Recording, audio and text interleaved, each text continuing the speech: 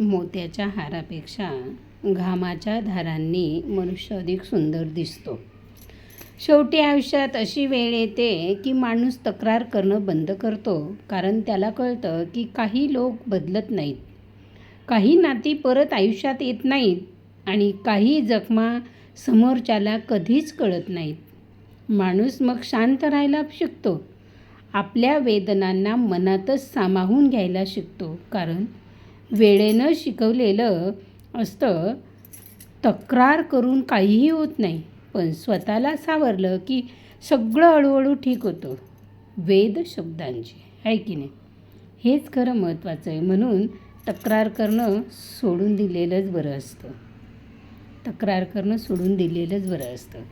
कोणावर रागावू नये, कोणावर नाराज होऊ नये, कोणावर चिडू नये, कुठलीही प्रतिक्रिया देऊ नये. आपण आपलं शांत बसावं.